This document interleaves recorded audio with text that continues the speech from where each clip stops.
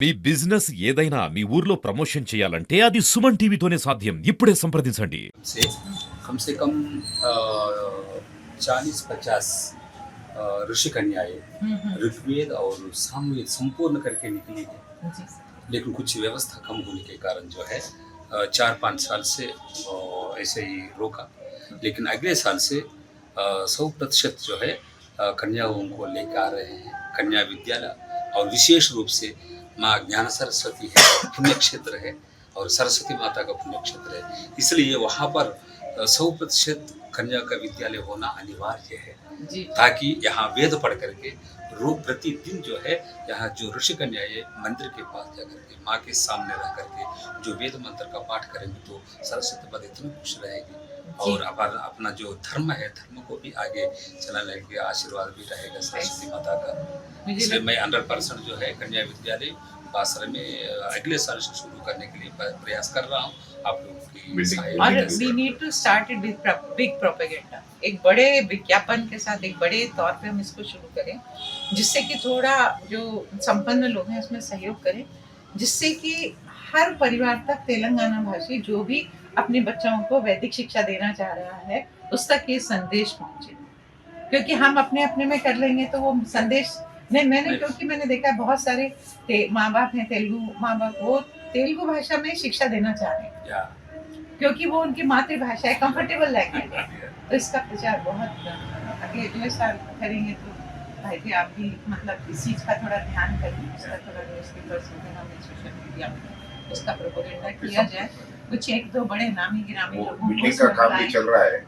वो भवन का निर्माण भवन चल रहा निर्माण है। चल रहा है। स्लैब तक हो गया 10 रूम जो है कन्या विद्यालय के और लिए। उसमें आप कोई और भी नामी गिरामी लोगों को बुलाएं जो कि हमें जिनके नाम से हो बिकता रही है, हो। व्यवस्था हो रही है। हाँ, ऐसा वो इतना आगे उत्तम है क्योंकि कुछ पौराणिक धारणाएं के हिसाब से कन्याओं को वेद का पठन पाठन मना है।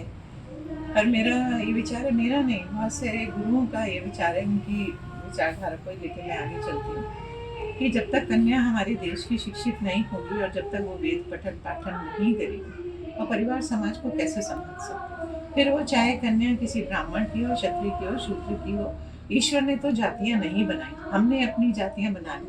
पर उन जातियों के आधार पे हम किसी का विभाजन करें ये न्याय संगत नहीं है, ये बिल्कुल अन्यायपूर्ण है। तो हम जितना भी, मुझे लगता है समाज को भी इसमें अपनी शक्ति लगानी चाहिए, ना सिर्फ धन से बल्कि अपने परिवार का एक बच्ची वहाँ पर जरूर भेजनी चाहिए, जिससे एक बच्ची जो है वो परिवार की धारा बदलती है।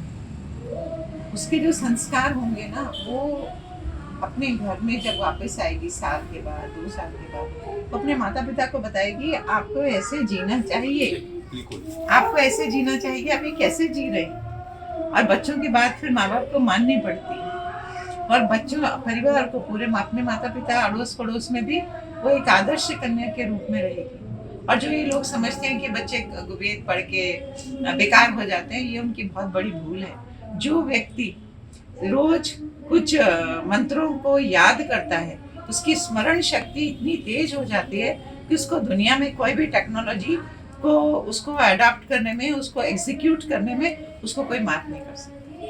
तो वेद का पठन पाठन खाली यही नहीं कि अपनी संस्कृति से जुड़ा हुआ है, पर वेद का पठन पाठन जो है आपका माइंड के इंटेलेक्ट को 100 टाइम मल्टीपल टाइम्स उसको मल्टीप्लाई करता है, उसको रिफाइन करता है।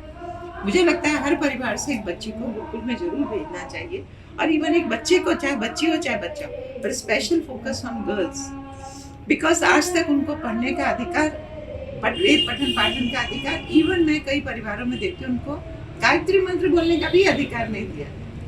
तो स्वामी जी आपके चरणों में नमन वंदन प्रणाम करते हुए मैं आपको बहुत बहुत धन्यवाद करती हूँ। आप इस महती कार्य को कर रहे हैं और इसमें हम जितने भी हमारे पास क्षमता है उतनी क्षमता से हम सहयोग करेंगे। कुछ लोग धन का सहयोग करें, कुछ वहाँ पे विद्यार्थियों को लाने का सहयोग करें। ये 2 चीज़ें बहुत इम्पॉर्टेंट है।